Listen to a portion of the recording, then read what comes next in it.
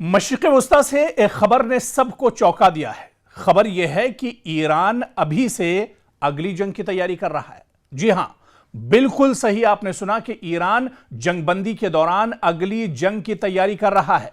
अभी मशरिक़ वस्ता में हालात थोड़े से बेहतर हो रहे हैं। अमेरिका और ईरान के मेज पर बातचीत के लिए एक बार फिर से रास्ता हमवार होने की कोशिश की जा रही है, लेकिन जो खबर तेहरान से आ रही है उसने पूरी दुनिया को चौंका दिया है कि ईरान दरअसल जंगबंदी का तस्वुर भले एक तरह से हो, जंगबंदी की कोशिशें भले की जा रही हों, लेकिन ईरान दूसरी तरफ अगली जंग के लिए तैयार है, क्योंकि ईरान को मालूम है कि इजराइल कभी भी उसके ऊपर बहुत बड़ा हमला कर सकता है। अमेरिका पर भरोसा नहीं किया जा सकता है, यानी ईरान कहीं ना कहीं उसके ऊपर अलार्मिंग सिचुएशन है और हमले कभी भी हो सकते हैं। इस वजह से जब मशरिक़ वस्ता में थोड़े से हालात बेहतर हो रहे हैं तो ईरान अब अगली जंग के लिए तैयारी कर रहा है। जी हां, यह तेहरान की दरअसल नई हिकमत अमली है, क्योंकि अमेरिका के साथ जंगबंदी के बावजूद ईरान ने अपनी फौजी तैयारियों में कोई कमी नहीं की है। हालांकि पूरी तौर से अभी पर जंगबंदी नहीं हुई है, कोई इसका बाकायदा ऐलान नहीं हुआ है, कोई इसके लिए रोड मैप या खाका तैयार नहीं हुआ है, लेकिन फिर भी यह कोशिश की जा रही है, उम्मीद जताई जा रही है, भरोसा है कि आने वाले दिनों में अमेरिका और ईरान के दरमियान एक तरह से जंगबंदी हो सकती है। लेकिन आप देखिए कि ईरान अपनी फौजी तैयारियों में एक तरह फिर से मसरूफ हो गया है, बल्कि उल्टा अपनी अस्करी सलाहियतों को मजीद मजबूत बनाने में पूरी ताकत ईरान ने झोंक दी है। सवाल यह कि अगर जंगबंदी है या जंगबंदी जैसे हालात बन रहे हैं तो फिर इतनी तेजी से हथियार बनाने और फौज को मजबूत करने की जरूरत ईरान को क्यों पेश आ रही है, यह सवाल बहुत अहम है।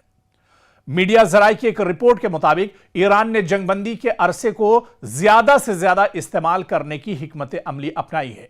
इससे पहले अमेरिका और इजराइल के दरमियान जो जंग थी उसमें जो जंगबंदी हुई, उससे पहले इजराइल के साथ जो जंगबंदी हुई उसमें भी ईरान इत्मीनान के साथ नहीं बैठा, हाथ पर हाथ रख के ईरान नहीं बैठा, बल्कि ईरान दरअसल जंग की तैयारियों में मसरूफ रहा। और अब जब मशरिक़ वस्ता में हालात बेहतर हो रहे हैं तो अब भी ईरान जंग की अगली यानी मुस्तकबिल के लिए तैयारी कर रहा है। रिपोर्ट में दावा किया गया है कि तेहरान ने मिसाइलों और ड्रोन्स की तैयारी की रफ्तार में इजाफा किया है, फजाई दिफा को मजबूत बनाने पर काम किया और इन फौजी तंसीबात की मरम्मत शुरू कर दी है जो हालिया हमलों में मुतासिर हुई थी।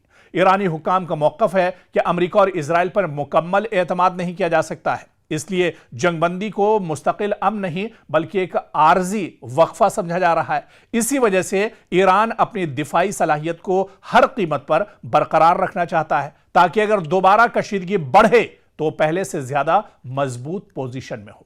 दूसरी जानिब सिफारती महाज पर भी सरगर्मियां जारी हैं। कतर, ओमान और दीगर इलाकाई ममालिक के सालसी से अमेरिका और ईरान के दरमियान कशीदगी कम करने और अबनाए हुर्मुज में बहरी आमदोरफ्त बहाल करने की कोशिशें जारी हैं, लेकिन अभी तक किसी मुस्तकिल मुआहिदे का ऐलान नहीं हुआ है। दिफाई माहिरीन का कहना है कि जदीद जंगों में सिर्फ मैदान जंग ही अहम नहीं होता, बल्कि जंगबंदी का दौर भी इंतहाई फैसला कुन साबित हो सकता है। जो मुल्क इस अरसे में यानी जंगबंदी के दौर में अपनी फौज, असलहा और दिफाई निजाम को ज्यादा बेहतर बनाता है, वह आइंदा किसी भी मुमकिना तसादुम में बरतरी हासिल कर सकता है। इसीलिए ईरान इस वक्त एक तरफ सिफारतकारी का रास्ता भी खुला रखे हुआ है और दूसरी तरफ अपनी फौजी तैयारियों में भी कोई कमी नहीं छोड़ रहा है। और यही वजह है कि मशरिक़ वस्ता में हालात अगरचे वक्ती तौर पर निस्बतन पुरसुकून दिखाई देते हैं, लेकिन खित्ते में बेयकीनी अब भी एक तरह से बरकरार है। ईरान के हमलों से इजराइल में कहां पर सबसे ज्यादा तबाही हुई है, यह सवाल सबसे इंपॉर्टेंट है। हालांकि हालिया दिनों जो जंग चल रही या हालिया दिनों मशरिक़ वस्ता में जो हालात खराब हैं, इसमें इजराइल दरअसल कहीं पर मुलव्विस नहीं था।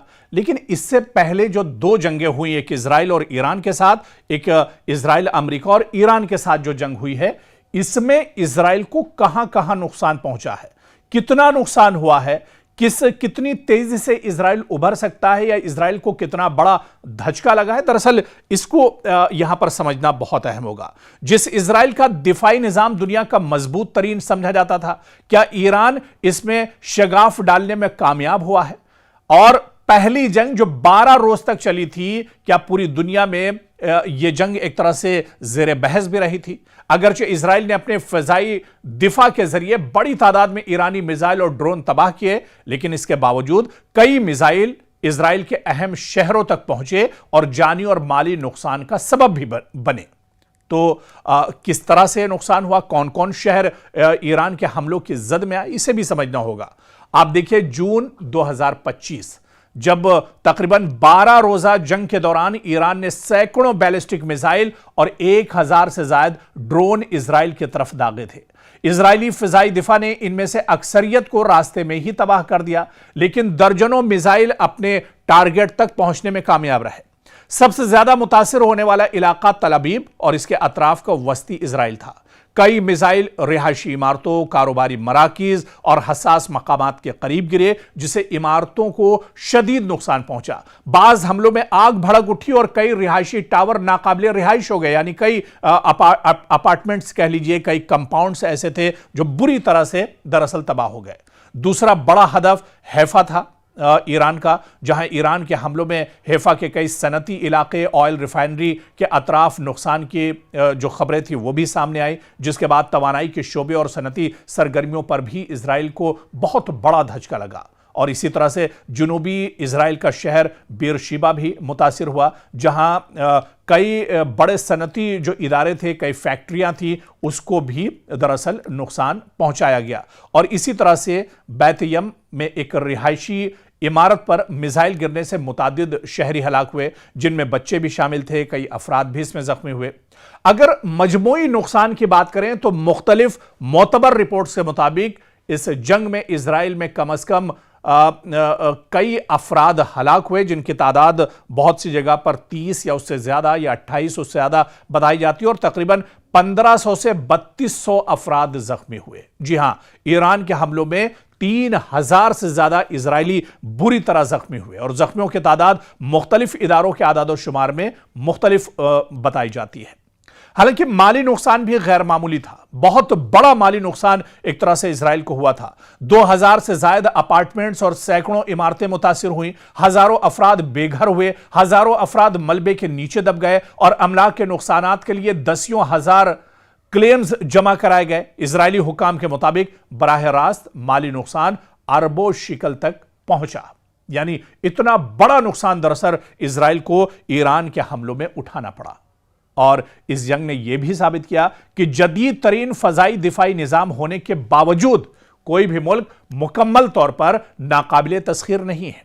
ईरान के बेशतर मिसाइल इजराइल ने रोक लिए। इजराइल का जो डिफेंस सिस्टम था बहुत मजबूत था, उसने ईरान के कई मिसाइल और ड्रोन को रोक लिया, लेकिन जो मिसाइल दिफाई हिसार उबूर करने में कामयाब हुए, उन्होंने इजराइल के मुख्तलिफ शहरों में जानी और माली नुकसान पहुंचाया। और यह जंग मशरिक़ वस्ता के हालिया तारीख के अहम तरीन फौजी तसादुम में भी एक तरह से शुमार की जाती है, जहां पर इजराइल को बहुत बड़ा झटका लगा है। बल्कि माहिरीन यह कहते हैं कि अब जो कशीदगी दरअसल अमेरिका और ईरान के दरमियान चल रही थी, उसमें इजराइल इसी वजह से नहीं कूदा क्योंकि इजराइल के पास दरअसल अब उतनी सलाहियत नहीं थी, उसके हथियारों की कमी थी, दिफाई निजाम की कमी थी, उसके फौजी दरअसल अब लड़ने लायक नहीं थे। लगातार मशरिक़ वस्ता में जो कशीदगी चल रही थी, इजराइल के फौजी इतना ज्यादा थक चुके थे, इतने चूर हो चुके थे कि वो अब जंग की पोजीशन में नहीं थे, और इसी वजह से इजराइल इस जंग में दरअसल नहीं कूदा। तो कहीं ना कहीं ईरान के साथ जो पिछली जंगें हुई, उसमें इजराइल को बहुत बड़ा नुकसान उठाना पड़ा है, और इससे उभरने के लिए अभी कई साल दरअसल इजराइल को दरकार होंगे।